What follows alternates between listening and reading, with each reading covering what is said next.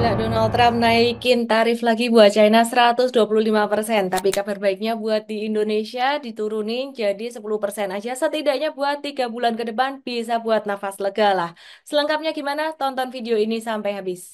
Tapi sebelum nonton jangan lupa subscribe dulu channel aku dan share ke teman-temanmu supaya makin banyak yang tercerahkan, nggak takut-takut, nggak stres-stres saat investasi dan bisa mendapatkan cuan yang optimal.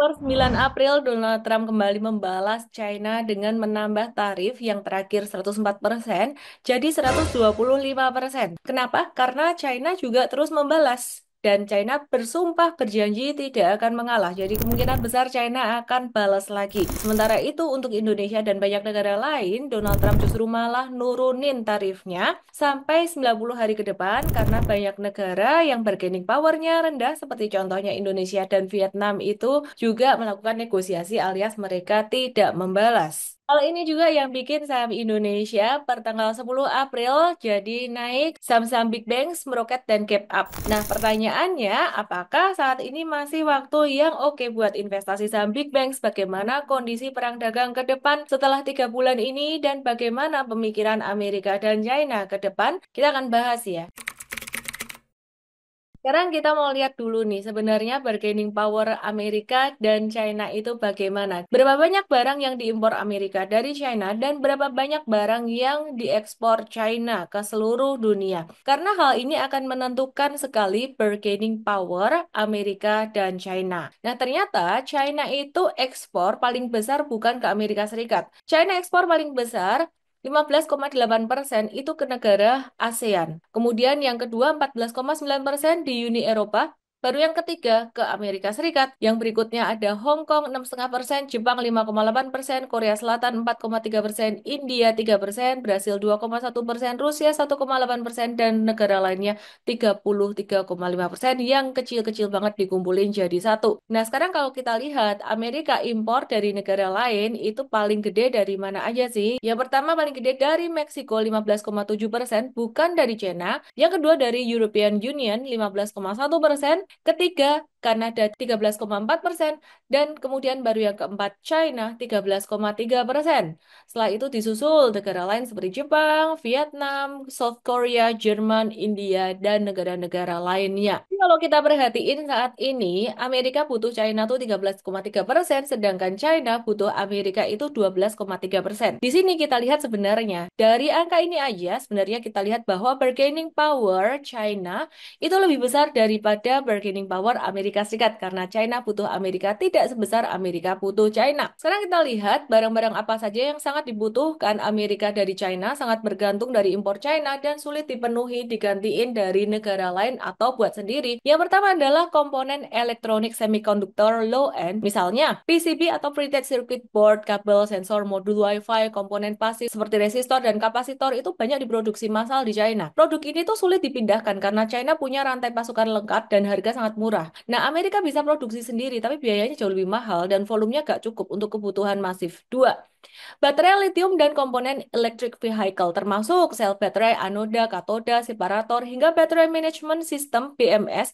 Meskipun teknologi berasal dari negara barat, sebagian besar produksinya dilakukan di China. Negara ini menguasai lebih dari 75% kapasitas manufaktur baterai dunia. Yang ketiga, rare earth elements atau REE dan magnet permanen. China itu memproduksi lebih dari 85% rare earth magnet dunia vital untuk sektor militer, electric vehicle, elektronik, dan aerospace. Terus Amerika memang punya cadangan, tapi minim infrastruktur pengolahan. China ini memonopoli proses refining dan produksi magnet NdFeB. Nah, terus kemudian yang keempat, produk konsumen berbiaya rendah seperti mainan, tekstil murah, alat tulis, aksesoris elektronik, sepatu, peralatan rumah tangga, bisa sih diimpor dari negara lain kayak Vietnam, India, Kamboja, tapi skala produksinya masih kalah jauh. Rantai pasokannya juga belum seefisien China. Biayanya bisa lebih tinggi. Kualitas mass production China sulit ditandingi dalam jangka pendek. 5. Bahan baku farmasi atau API. Sekitar 80-90% API atau Active Pharmaceutical Ingredients yang digunakan oleh produsen obat Amerika itu berasal dari China atau India. Yang seringkali mengimpor bahan dasarnya tuh dari China juga si India ini. Tanpa pasokan ini, banyak obat generik di Amerika bisa langka. 6. Produk teknologi rakitan, laptop, ponsel, monitor, tablet, charger, power bank, Apple, Dell, HP, Lenovo, brand besar lainnya masih ngerakit sebagian besar produknya tuh di pabrik China. Perpindahan ke India atau Vietnam tuh baru mulai dan belum setara dari sisi skala dan efisiensinya. 7. Barang industri dan mesin khusus, seperti mesin manufaktur skala kecil, komponen otomatisasi, suku cadang pabrik murah, banyak UKM dan pabrik menengah Amerika sangat tergantung pada impor dari Alibaba, Taobao, atau pabrik-pabrik China untuk alat-alat ini. Kesimpulannya, secara teknis banyak barang bisa diproduksi sendiri oleh Amerika atau diimpor dari tempat lain, tapi secara ekonomi, volume, efisiensi, waktu China itu masih sulit tergantikan di beberapa kategori.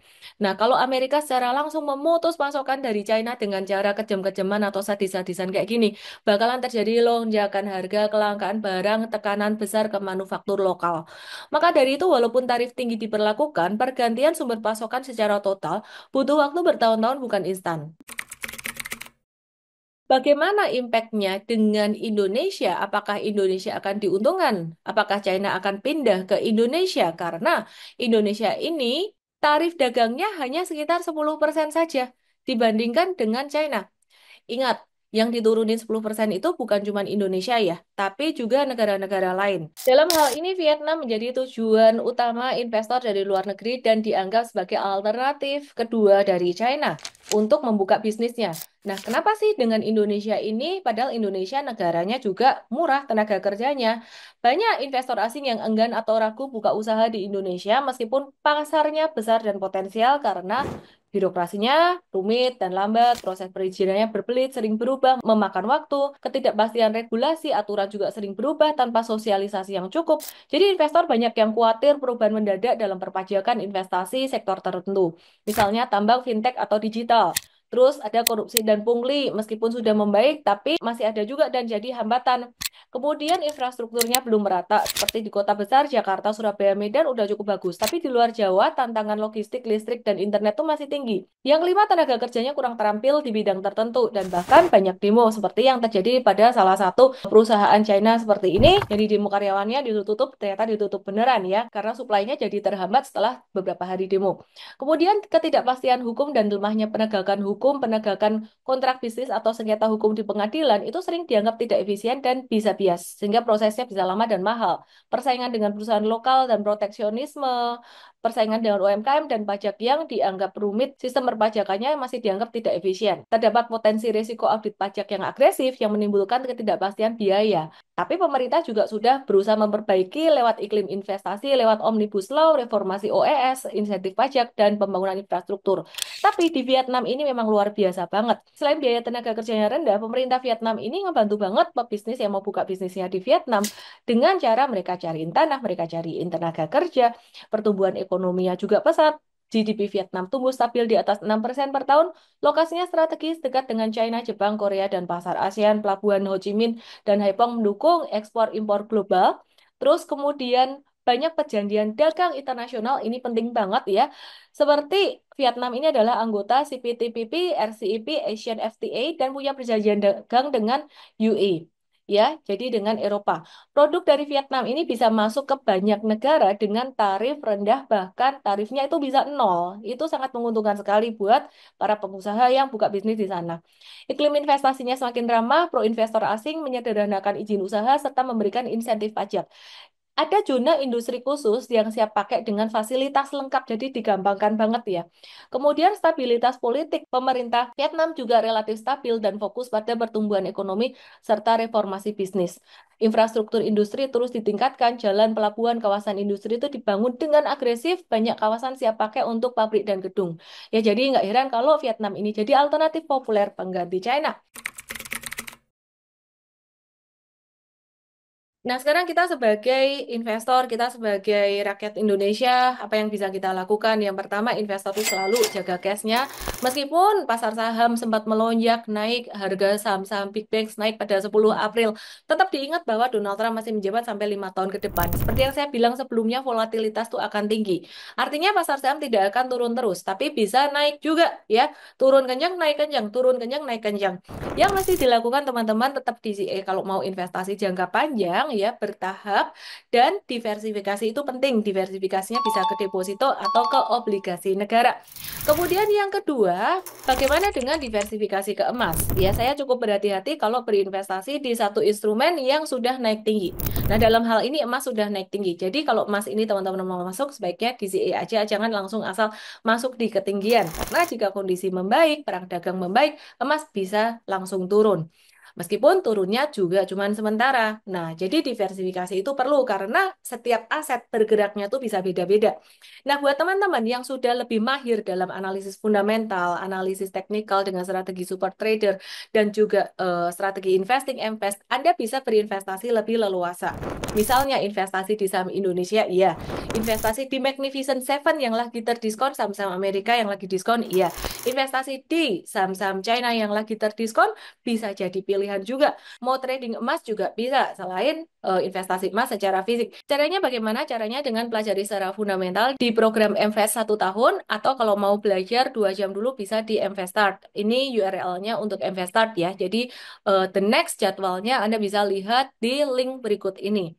Nah, sedangkan kalau mau belajar trading yang bisa dipakai untuk berbagai instrumen, bahkan bisa dipakai untuk kripto, trading gold, trading US stocks, China stocks, Indo stocks, semuanya Anda bisa belajar dengan ilmu yang ada di M-Trade Academy. Ini adalah kelas 1 tahun. Di M-Trade Academy ini adalah e-course yang ada bimbingannya juga, terutama untuk saham Indonesia. Atau Anda bisa join dengan belajar 2 jam webinar di M-Trade Start untuk tahu dulu cara mulainya bagaimana. URL-nya ada di sini. Saya percaya setiap krisis mendatangkan kesempatan buat mereka yang siap, tidak hanya siap duitnya, tapi siap dengan ilmunya juga. Karena kalau cuma siap duitnya, gak siap ilmunya, yang terjadi malah amsyong, malah rugi. Semoga bisa bermanfaat. Saya Ellen May, salam profit.